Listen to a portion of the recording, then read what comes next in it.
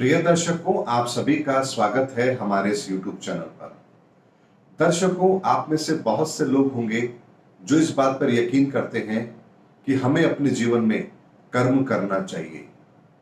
और ये बात सही भी है कि हमें अपने जीवन में कर्म पर बहुत ज्यादा फोकस करना चाहिए। लेकिन साथ में हमें यह भी पता होना चाहिए कि हमारा कर्म किस दिशा में होना चाहिए। यदि ये दोनों चीजें हमें पता हो तो फिर हम अपने जीवन के अंदर उन सभी चीजों को प्राप्त कर सकते हैं जो हम प्राप्त करना चाहते हैं। लेकिन दर्शकों, उसके अलावा एक चीज और है।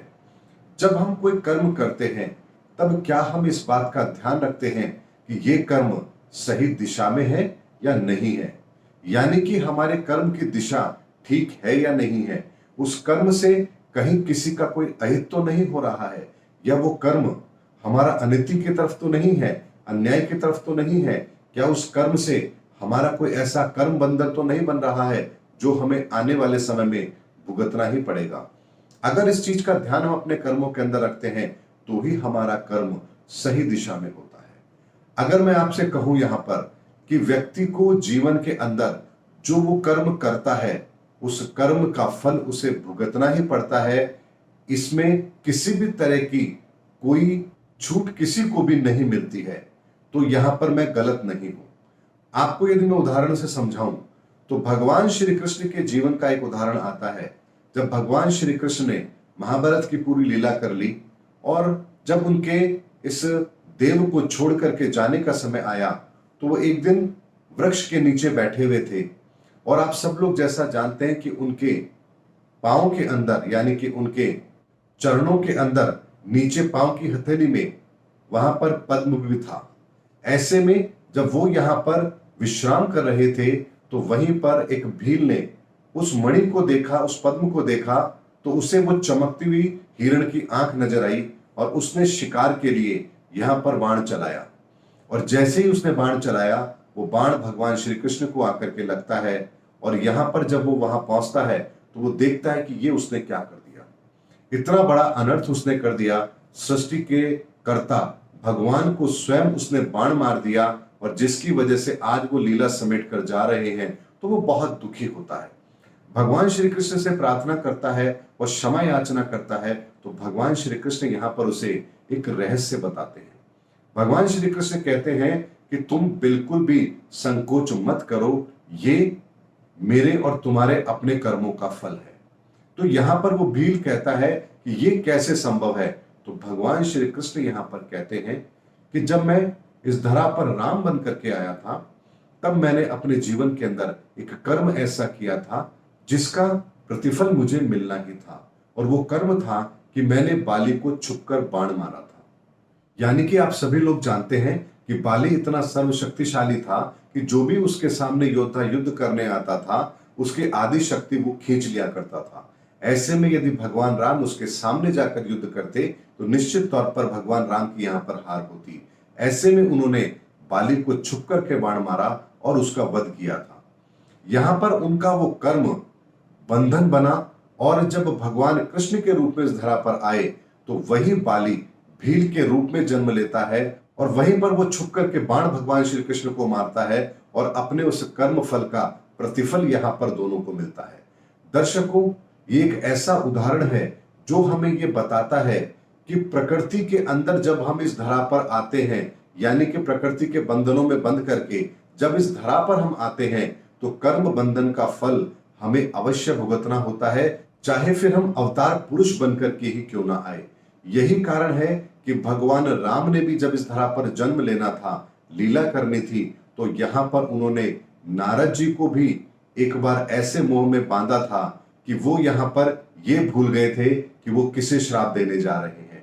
और उन्होंने वहां पर, आप जानते होंगे, भगवान विष्णु को श्राप दिया था कि आप भी इस धरा पर जन्म लेंगे और यहां पर स्त्री के वियोग में भटकेंगे और यही वानर आपकी मदद भी करेंगे और वानरों की मदद आपको लेनी ही पड़ेगी। ये श्राप आप लोग जानते हैं कि नारद जी ने भगवान विष्णु को दिया था और भगवान विष्णु ने सहजता के साथ इसे स्वीकार किया था और कहा था, नारद ये तो मेरी लीला है, क्योंकि मुझे धरा पर अवतार लेना है और उस अवतार के अंदर मुझे सारी प्रक्रिया तो करनी ही थी।